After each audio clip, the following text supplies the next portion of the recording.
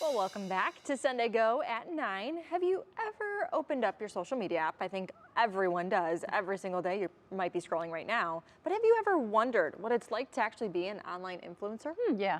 Brianna's like, I have indeed wondered. Indeed. So many people have left their regular jobs to grow their social media presence online and with some very odd hobbies too. Well, but some people taking the traditional things, making it more exciting again, you know, if you will. Yeah, our photojournalist Chris Blake shares an inside look at how one local influencer is making a career just doing what she loves, reading, on what's known as book talk.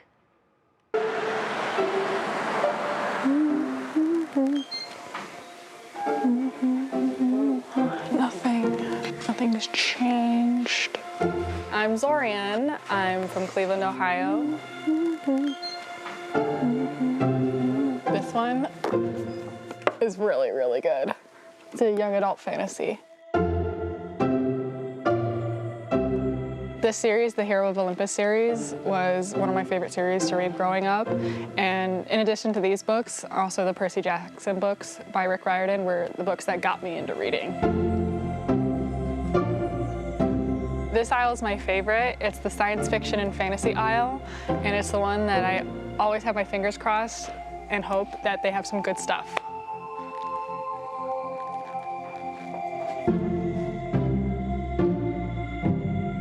I don't know which one to pick. See, like, I've heard maybe like 1 or 2 good things about this series, and I'm like, oh, it's book 2. Haven't read book 1, nor do I own it, but it's half price, so I might get it. It's a full-time job. Do I really need it? The answer's always no. I feel like it's just like part of my personality at this point. Okay, not to be dramatic, but I am getting interviewed by my local news today, and I am like pretty nervous because they found out about my books.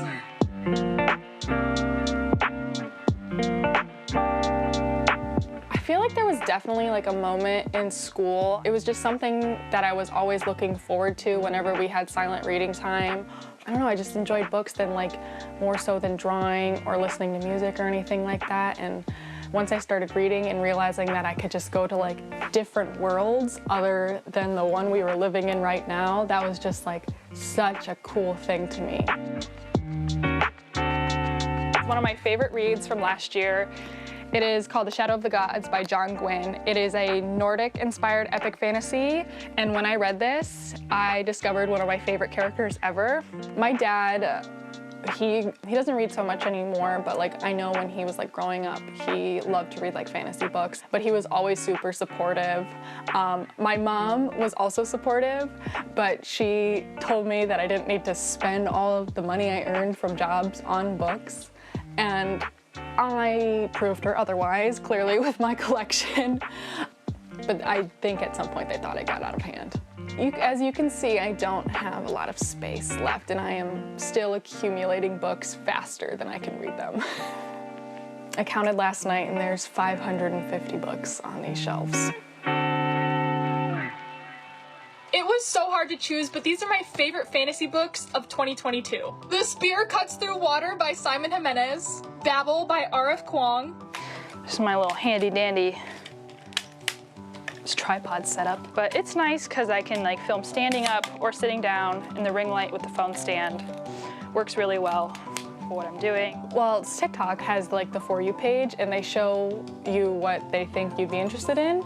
So I had been scrolling through like after like every cute little cow video, I would get like a really cool like book video, and I was like, oh my God, obviously they know I love books.